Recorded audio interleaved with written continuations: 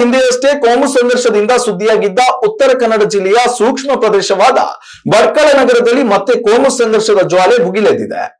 ಹಿಂದೂ ಯುವತಿಯೊಂದಿಗೆ ಅನುಮಾನಾಸ್ಪದವಾಗಿ ಕಾರಿನಲ್ಲಿ ತೆರಳುತ್ತಿದ್ದ ಅನ್ಯ ಕೋಮಿನ ಯುವಕನನ್ನ ಪ್ರಶ್ನಿಸಿ ಪೊಲೀಸರ ವಶಕ್ಕೆ ಒಪ್ಪಿಸಿದ್ದ ಹಿಂದೂ ಮುಖಂಡರ ಮೇಲೆ ಪೊಲೀಸರು ಪ್ರಕರಣ ದಾಖಲಿಸಿಕೊಂಡಿರುವುದು ಈ ತಡರಾತ್ರಿಯ ಹೈಡ್ರಾಮಾಕ್ಕೆ ಪ್ರಮುಖ ಕಾರಣವಾಗಿದೆ. ಮುಖಂಡರ ಮೇಲಿನ ಕೇಸ್ ಹಿಂಪಡೆಯುವಂತೆ ಒತ್ತಾಯಿಸಿ ನೂರಾರು ಹಿಂದೂ ಕಾರ್ಯಕರ್ತರು ಭಟ್ಕಳ ಶಹರ ಪೊಲೀಸ್ ಠಾಣೆಗೆ ಮುತ್ತಿಗೆ ಹಾಕಿ ಬೃಹತ್ ಪ್ರತಿಭಟನೆ ನಡೆಸಿದ್ದರಿಂದ ನಗರದಲ್ಲಿ ಉದ್ವಿಗ್ನ ವಾತಾವರಣ ನಿರ್ಮಾಣವಾಗಿದೆ. ಭಟ್ಕಳದಲ್ಲಿ ಈ ರೀತಿಯ ಉದ್ವಿಗ್ನತೆ ಸೃಷ್ಟಿಯಾಗುತ್ತಿರುವುದು ಇದೇ ಮೊದಲೇನಲ್ಲ.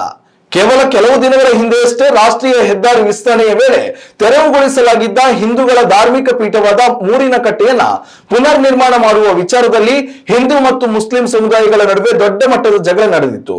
ಅಂದು ಎರಡು ಗುಂಪುಗಳ ನಡುವಿನ ವಾಗ್ವಾದ ವಿಕೋಪಕ್ಕೆ ತಿರುಗಿ ಕಲ್ಲು ತೂರಾಟದ ಹಂತ ತಲುಪಿದಾಗ ಪರಿಸ್ಥಿತಿಯನ್ನು ನಿಯಂತ್ರಿಸಲು ಬಂದ ಪೊಲೀಸರ ಮೇಲೆ ದುಷ್ಕರ್ಮಿಗಳು ಹಲ್ಲೆ ನಡೆಸಿದ್ರು. ಆ ಸಮಯದಲ್ಲಿ ಅಹಿತಕರ ಘಟನೆಗಳನ್ನು ತಡೆಯಲು ಜಿಲ್ಲಾಡಳಿತವು ಭಟ್ಕಳ ನಗರದಲ್ಲಿ 3 ದಿನಗಳ ಕಾಲ ನಿಷೇಧಾಜ್ಞೆ ಜಾರಿಗೊಳಿಸಿ ಕೆಎಸ್ಆರ್ಪಿ ತುಕಡಿಗಳನ್ನು ನಿಯೋಜಿಸಿತ್ತು.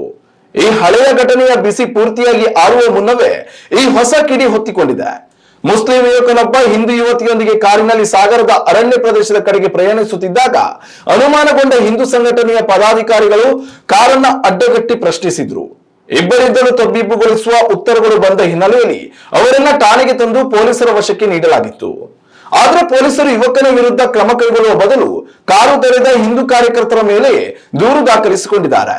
ಈ ನಡೆಗೆ ತೀವ್ರ ಆಕ್ರೋಶ ವ್ಯಕ್ತಪಡಿಸಿರುವ ಹಿಂದೂ ಸಂಘಟನೆಗಳು ಪಕ್ಷಪಾತ ಧೋರಣೆ ನಿಲ್ಲಿಸುವಂತೆ ಆಗ್ರಹಿಸಿ ಪೊಲೀಸ್ ಇಲಾಖೆಯ ವಿರುದ್ಧ ತಡರಾತ್ರಿವರೆಗೆ ಘೋಷಣೆಗಳನ್ನ ಕೂಗಿದವು. ಸದ್ಯ ಯಾವುದೇ ದೊಡ್ಡ ಅಹಿತಕರ ಘಟನೆಗಳು ನಡೆಯದಂತೆ ತಡೆಯಲು ಭಟ್ಕಳ ನಗರದಾದ್ಯಂತ ಸಶಸ್ತ್ರ ಪೊಲೀಸರ ಬಿಗಿ ಬಂದೋಬಸ್ತ್ ನಿಯೋಜಿಸಲಾಗಿದ್ದು ಹಿರಿಯ ಅಧಿಕಾರಿಗಳು ಸ್ಥಳದಲ್ಲಿ ಬೀಡು ಬಿಟ್ಟಿದ್ದಾರೆ. ಉತ್ತಮ ಸಂಸ್ಕಾರಯುತ ಶಿಕ್ಷಣದೊಂದಿಗೆ VSS English medium CBSE school Udupi Muddur.